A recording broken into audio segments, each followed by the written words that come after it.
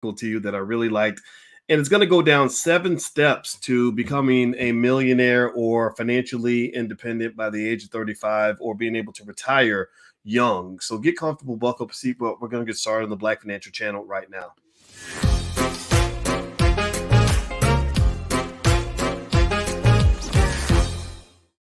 Hey, what's going on, guys? Welcome to the Black Financial Channel. That's theblackfinancialchannel.com. My name is Dr. Boyce Watkins. I am your friendly neighborhood finance professor. On the Black Financial Channel, we talk about Black wealth and Black economics every single day, sometimes as much as 10 times a day, under one condition. The condition is that we are Black first. Black first means we put our community at the top of our priority list. Black first means that we build wealth with our children. Black first means that we break generational curses. We do not continue them. Black first also means that we believe Black people are the best in the world at what we do. If you agree with that philosophy, if you have Black pride in your bones and you believe that we can do this together and we are going to build strong families, put a hashtag B in the number one in the chat, hashtag B1 in the chat. Hey, Jermaine, how you doing, man? Out of Camden, New Jersey. What's going on, everybody, on TikTok? My TikTok is Boyce Watkins. So if you go to TikTok, you can look for Boyce Watkins. You can find me on TikTok. Anyway, guys, I wanted to kind of ask you all about this and lay something out there for you that I really thought was worth talking about. How many of you would like to be rich one day? Give me a yes in the chat if you have a plan to be wealthy. In fact, give me a yes in the chat if you want to be wealthy at some point. Give me a yes in the chat if that's one of your main objectives, if that's one of the reasons why you're here. I mean, why else would you be listening to me other than the idea that hopefully it helps your life? I'm not here just for entertainment. Give me a yes in the chat if that's part of your plan. If you're going to be wealthy or if your children are going to be wealthy, give me a yes in the chat. Okay, now I've asked you how many of you want to be wealthy. Now, how many of you have a plan?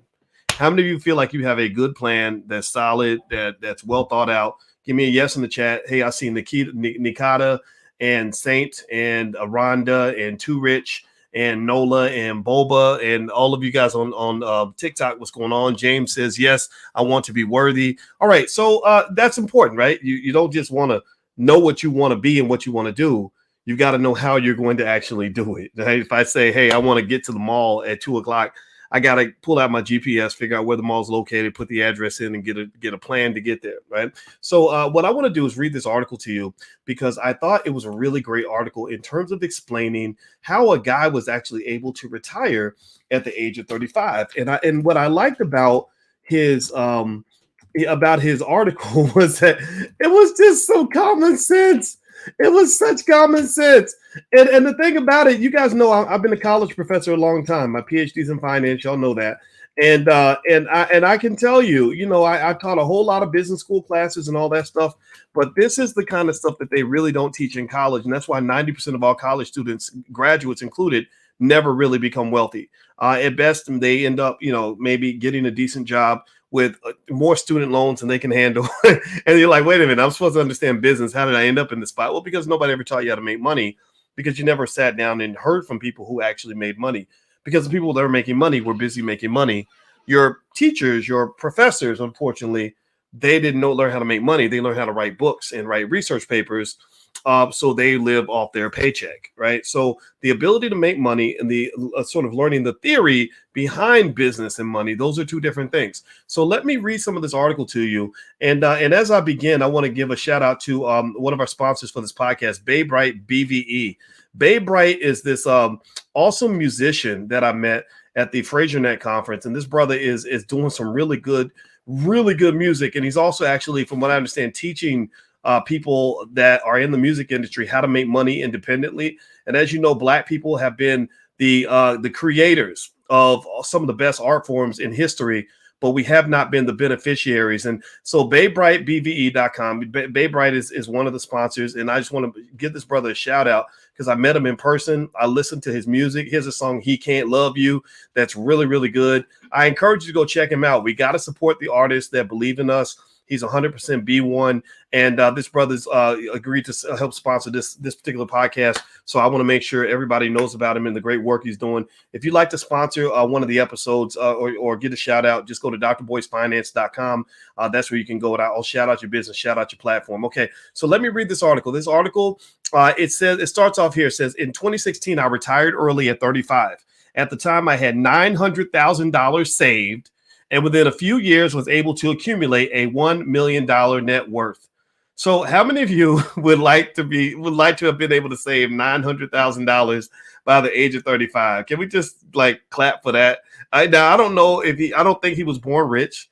I don't think this guy was born with a silver spoon in his mouth. I know we like to excuse away people's success. Yeah, give me a yes if that's something that you like, sort of really took note of and want to clap for, because I want to clap for that. I think it's a big deal. He says a big factor in my success wasn't the advice I received. It was the advice I ignored. I built wealth the old fashioned way by working hard in a regular 9 to 5 job and making strategic financial moves that many people might disagree with. Now, this is what's interesting too. I've seen a lot of people go from rags to riches by starting a great business and selling a product. It sounds like this guy's saying, look, I didn't do those things. That kind of stood out to me a little bit when I read this article, and his statements were good enough that it made me say, gosh, I think I want to talk about this a little bit. So here's what he says. He gives 7 unpopular opinions that helped me to retire early as a millionaire. He said, number 1, company loyalty will make you poor. He says, if you're not switching jobs regularly, you're leaving money on the table. Taking a new position at a different company is one of the best ways to get a substantial raise. I switched jobs 5 times in the span of my 14-year career and got 15 to 20% raises each time. This increased my salary well beyond the rate of inflation. Employers will do whatever is in their best interest, and employees should do the same. So let me ask y'all this. Chris Brown got that song, These Hoes Ain't Loyal. And so I'm going to ask y'all, so let's not talk about hoes. Let's talk about co's, these companies, COs. Do you believe that companies are loyal to their employees? Give me a yes or no in the chat. Do you believe that corporations, note P, do you believe that corporations are loyal to the people that serve those corporations? Give me a yes or no. Are they loyal to the employees? Are they loyal to the customers? Are they loyal to the suppliers? Are they loyal to anybody? Who are they? Are they loyal to anyone? Do you think companies are loyal? No, they're not. They're not. And so I'm not saying you should be a disloyal person. I'm not saying you shouldn't try to aim for some stability in your life, but that makes sense. If you're constantly testing the market, then you're going to benefit from going out into the market, even if it means going and getting a credible job offer and then bringing that offer back to the table and laying it down on your boss's desk and saying, excuse me, I work for Coca-Cola. Pepsi just offered me a better position with a bigger salary. Can you match this? Right. And that is called a credible threat. That is a negotiating strategy that works also in dating relationships. If you keep telling your man you're going to leave and you don't never actually pack your bags, walk out the door, and maybe get some other guy calling the house, he may not believe you're actually going to leave. But notice how his behavior changes when he sees you done moved out and went back to your mama's house and you got dressed up to go out on a Friday night. Then suddenly he's like, baby, please, I'm sorry. I love you, girl. You so pretty. Right. So ultimately, it's a matter of posing a credible threat. In fact, you could extend this to politics. Black people don't get respect from the Democratic Party because we never actually threatened to leave the party. We always come back no matter what they do, no matter what they say, no matter how little they give us, we keep coming back. So they don't respect us. So ultimately, when you don't get respect, you won't get a check. So if you want to get a check, you must get respect. Respect and checks go hand in hand. So what he's saying is, don't be loyal to these companies. These codes ain't loyal.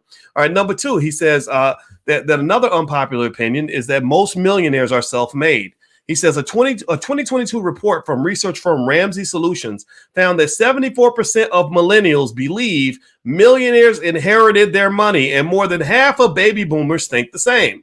But many millionaires I knew built wealth on their own, and knowing that gave me greater financial motivation. In fact, of the 10,000 millionaires that Ramsey Solutions surveyed, 79% did not receive any inheritance. Instead, most of them got rich through consistent investing, avoiding debt, and smart spending. Let's say that again. Consistent investing so your money will grow, avoiding debt so your money won't go, and smart spending so your money ain't blown.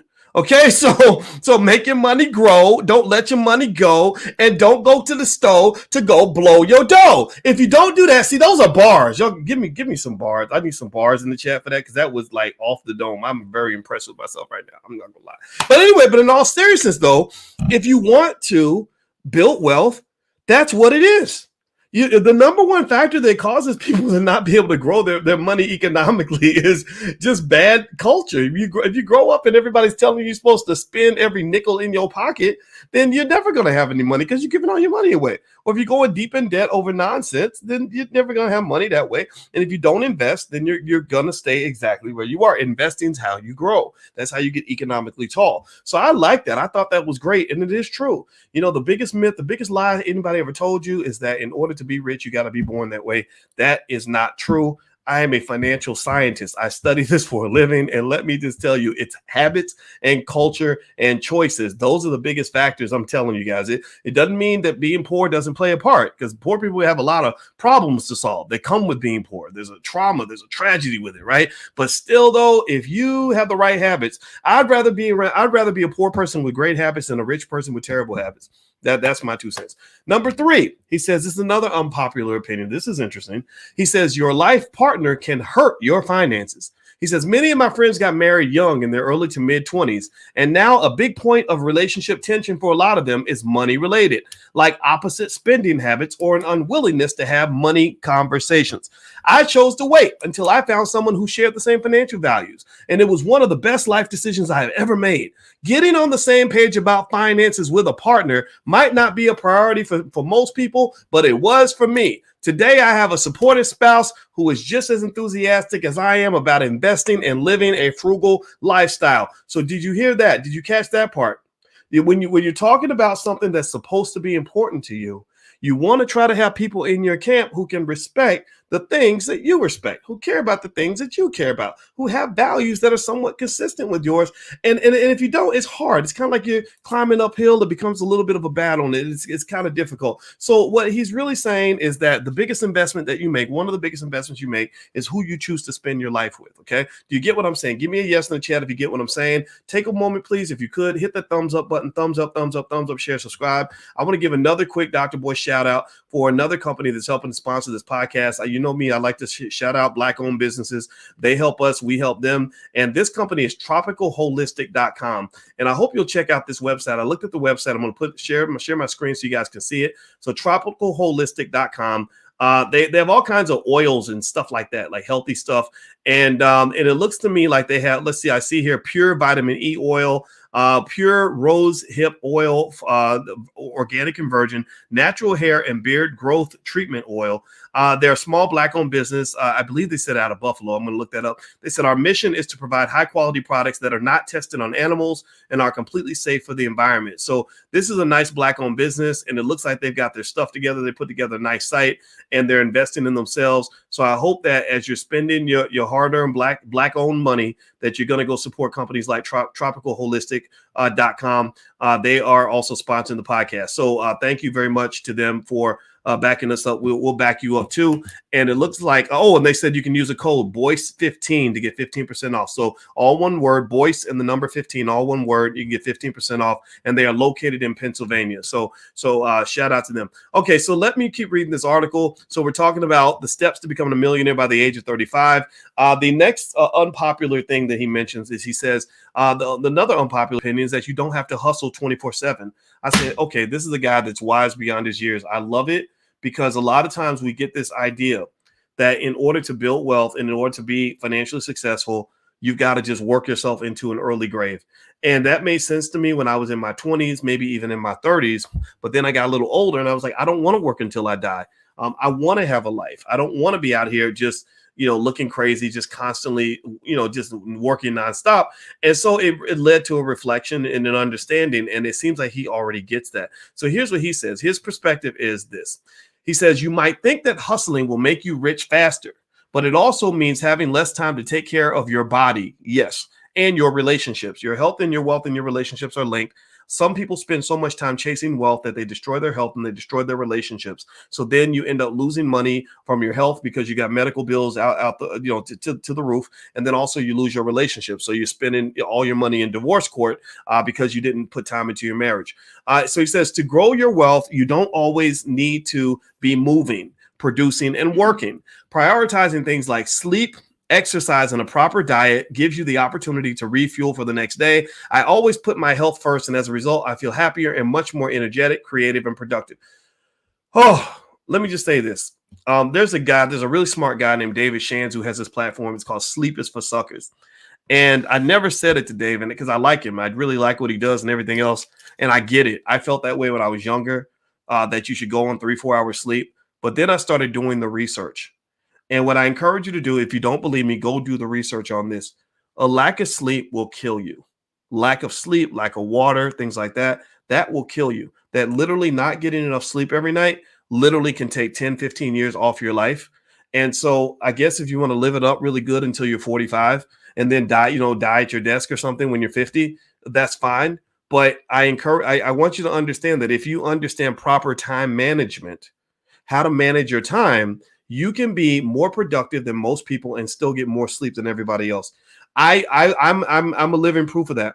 People ask me all the time, but like, Doc, do you ever stop working? I'm like, yeah, I stop working all the time. But when I am working, I'm just super efficient. I know how to get a lot done with very little time. I have a very efficient, time process in terms of how I get my stuff done. And then when I'm chilling, Sometimes I take 2 naps a day. Today I took 2 naps because I was tired. My body said, you need another nap. I said, okay, bet, let's go lay down again. And I sleep the full night. I spend time cuddled up with my wife all night because she's gorgeous and soft and delicious, and I love being next to her. So I do that whenever I can. So ultimately, the idea that you have to work yourself into misery or to a lack of health is just something that's just not true. And I want to share that with young people because I want you to make sure that you achieve your goals while protecting your joy. You work hard and you play hard. You don't do anything crazy. Don't do anything stupid. But at the same time, set a goal. Have a passion, have an objective. And also the other thing that causes people to not be productive is that their time gets eaten up by little stupid stuff. So I found that I could get a lot done by eliminating stupid stuff. So when I'm working, I turn off my phone. I don't respond to email. I don't respond to Twitters and texts and none of that. I don't even answer calls at all, hardly at all. I text people back when I feel like I have time to do it, right? So ultimately, that time management piece is really important. And in fact, actually, something I can let you guys have access to in the Black Business School that won't cost you anything is I have a life class that where time management is a big part of that. I literally lay out my time management philosophy as well as a lot of other stuff, just a lot of good content on achieving goals, and it's totally free. You also get access to our Wednesday Powernomics training that we're doing for the whole community. We're reading Dr. Claude Anderson's book, Powernomics, which is a blueprint on how Black people can have economic power all throughout the world. We're reading this book word for word every Wednesday night, and I'm going through it with you for free. It's a free class that I want everybody to join. So just go to blackkeystogreatness.com and you can join for free. Blackkeystogreatness.com. Lisa says, I love how you talk about your wife. Yeah, well, I just really think as Black men, I think it's our job to really do our best to really big up the Black women in our lives that are really doing great things. I mean, it doesn't mean everybody's perfect. It doesn't mean every woman is a princess or a queen and every man ain't a king. I mean, come on, y'all. You know the reality. But when a Black woman is a queen, I want to tell everybody about this queen. When a Black man acts like a king, I think we should honor him as a king. And so I honor my wife. I honor my mother, I honor my sister, my daughters, all that stuff. All right. So anyway, let me keep going. All right. So the next thing that he says here in this article, I'm almost done. Number 5, he says, growing up poor doesn't mean you can't build wealth. He says, I came from a very low income family. My grandfather was a pastor and barely got by financially because he wasn't good with his money. My dad adopted those same habits and spent most of his early years living paycheck to paycheck. Luckily, he recognized his father's bad habits and changed his ways later in life. He taught me the value of saving and investing and told me that credit card debt would ruin my financial stability, like it did for his dad. I learned that even without a 6-figure salary, you can still get rich. Man, this dude preaching. I don't know who he is, but I love this. I'll give you his name in a minute.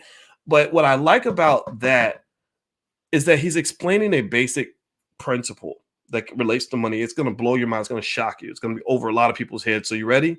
You ready? I'm going to really just shock you with this idea. You ready? Y'all are ready to be ready to be just floored by this.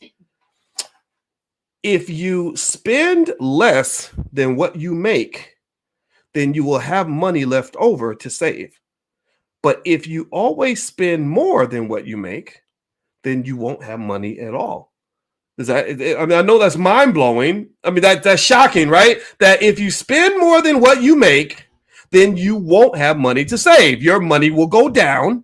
If you spend less than what you make, then your money will go up. So here's where I'm getting at.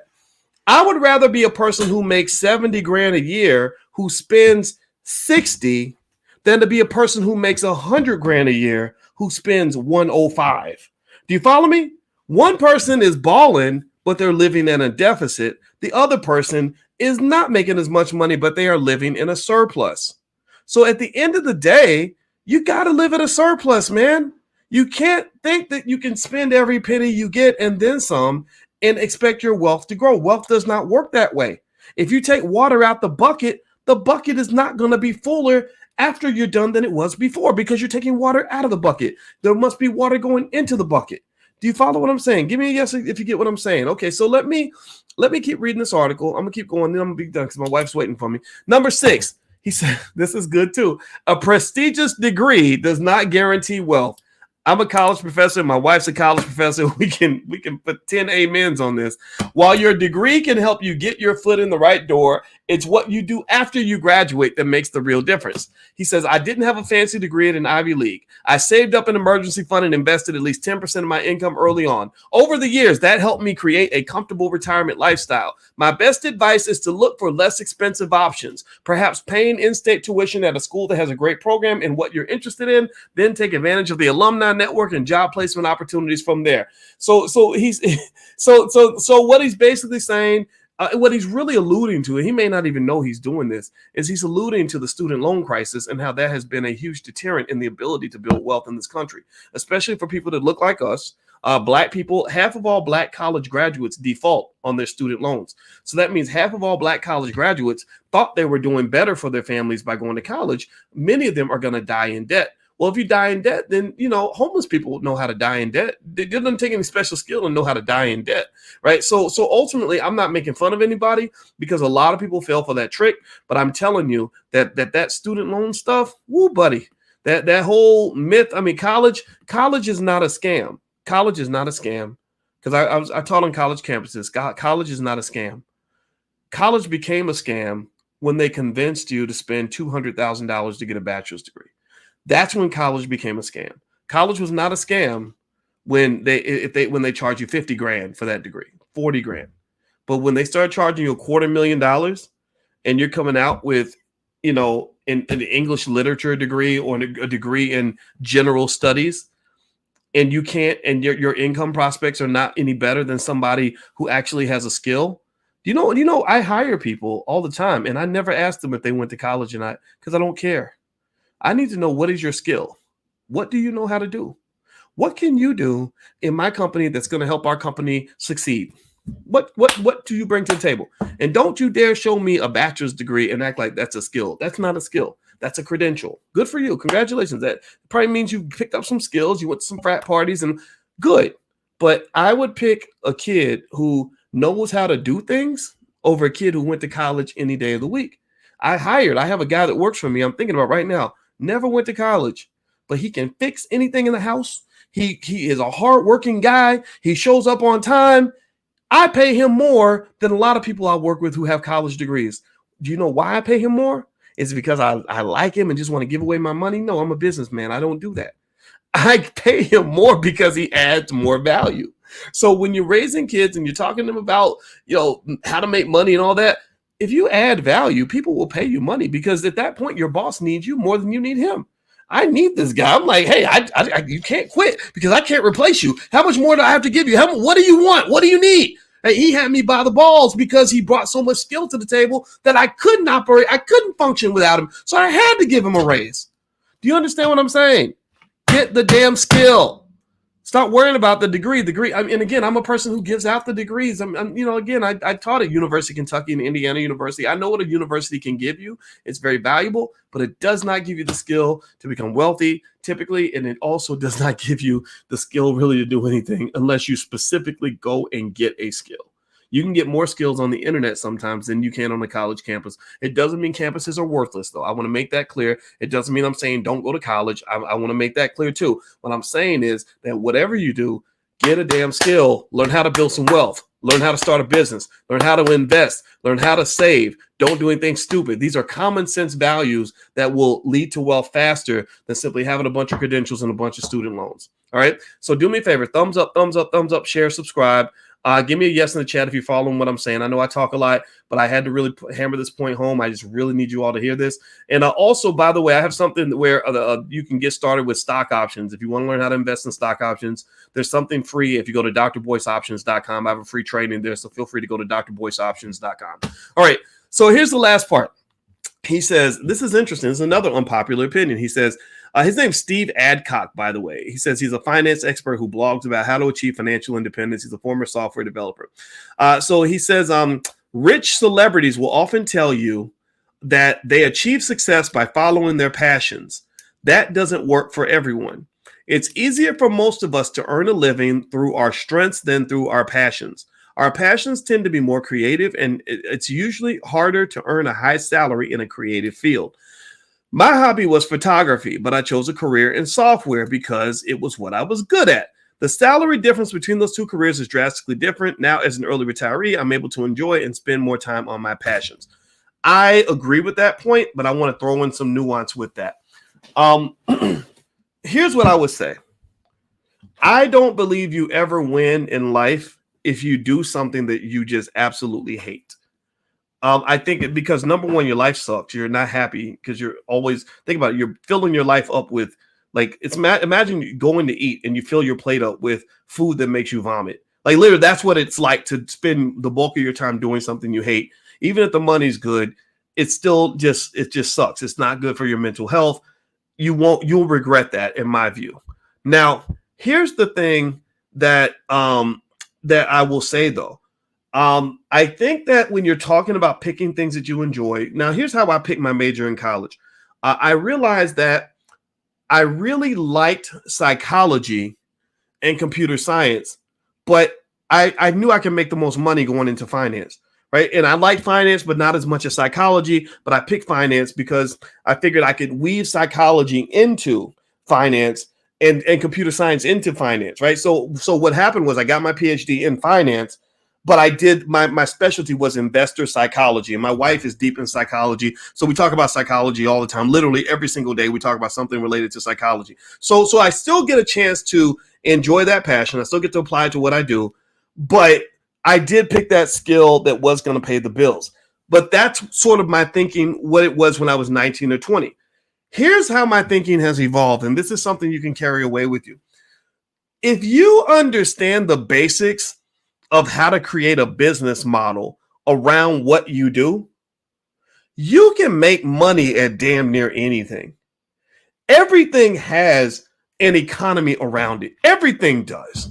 Jewelry, t-shirts, pieces of paper, microphones, podcasts, dancing, football, everything has a business model around it. And so if you are trained in how to make money, trained in entrepreneurship, trained in business development, then you can see the money. You can see the business model. The money's kind of floating around, and you could say, okay, how do I position myself where I'm doing something I'm really passionate about? Like I'm really passionate about football, but I couldn't make it to the NFL. Well, how can I still get around football and end up in spaces where I'm talking about football and sort of being a part of the game and still making my money at the same time? I think that's very doable, right? Now, what you don't do is jump into your passion without an understanding of business models and just hope that the money will eventually come. That's true. That money doesn't always come. But the thing about it is I believe the closer you are to your passion, the better you're going to be at what you do. I was talking to a young 19-year-old kid who was struggling in college. He's about to flunk out of school. And I said, the problem that I have with what I see with you is that you're a little bit lazy. You're not working very hard. And I think the reason you're not working hard is because you don't like what you do. You picked a major that I don't really think is a fit for you. It doesn't seem like you enjoy it. It seems like you're doing it because maybe your parents like it or whatever, but it's not something you really want to do. I said, so think about this. I said, you already have a hard enough time getting out of bed because you're a little bit lazy, but then you're making it worse because not only are you having to force yourself to get out of bed, but you're forcing yourself to get out of bed to do something that you hate. So that's the double whammy. You put in two barriers up. I said, maybe if you were forcing yourself to get out of bed to do something you loved, then you would get out of bed a little bit quicker, a little bit more efficiently. right? So I'm a big believer that you spend time, that knowledge of self is one of the most important aspects of building wealth and becoming successful. If you know yourself and you know what you're good at and then know what you enjoy, those are not always the same thing. Then if you find that overlap, I'm good at it and I love it, that's how you become a genius at something. That's how you become really good at whatever it is you do. And when you become good, and if you understand business models, like where the money resides, then you'll go make a killing doing what you love. Like so that's the idea. Understand business models, but before you understand business models, understand yourself. And then once you understand yourself and you understand business models, then you can place yourself in the space where the money resides, where you're also able to connect to your passion in a way that's going to generate economic benefits for you. Going to work does not have to be something painful. In fact, give me a yes or no. How many of y'all grew up watching your parents and your friends get up and go to work and they were not happy? Like they just hated going to work. Going to work was seen as a negative. It was seen as a burden. Give me a yes in the chat if you grew up like that. That's how I grew up. I never grew up believing that going to work was ever good. The idea of enjoying work just didn't even make, that was an oxymoron. Now I don't see it that way anymore. I think you can really enjoy your work, but I think it takes some courage. I think you have to detach from what everybody else is telling you to do. You have to detach from this false idea that money is the motive for everything, that you'll go take any stupid job just because it pays you an extra $3,000 or $4,000 a year. I think that you have to not only know who you are, but have the courage to pursue that person and that lifestyle that you believe in. And then on top of that, if you understand, the more you understand economics and the basics of financial literacy and all that, the better you're able to find a way to make a living doing what you love. So to give you a real life example and bring it home before we bounce out, my daughter told me that she wants to be a dancer and wants to go live in Paris and be a dancer. I said, that's absolutely awesome. I think that's totally what you can do. I said, it's because all you really got to do is find a way to make about $4,000, $5,000 a month somehow. And I can explain all that to you through investments. And plus you got a rich dad anyway. So we can get you some money to get you started. We're not going to take care of you for life, but we can help you get started because we've already made plans for you to have that life. But at the same time, it's not some sort of simple privileged life. It's a life where the number one goal is like, are you going to be happy? And then also, are your basic needs going to be taken care of? And the answers are yes. So that means you get a whole different life that you wouldn't have had if all you had to do was if all you could do in life was sit around and obsess over what crappy job you're going to take so you can find some way to struggle and pay the bills.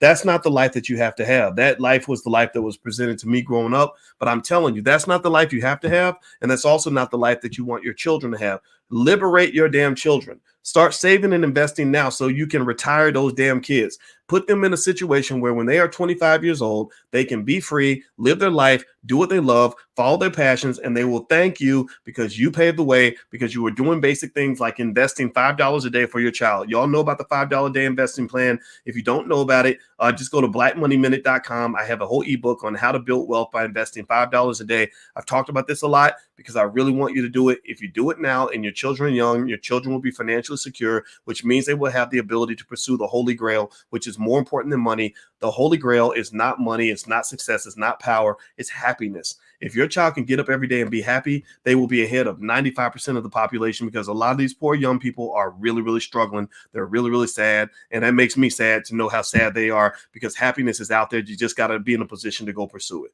All right. So anyway, that's it, guys. I'm done talking. I hope this conversation was helpful.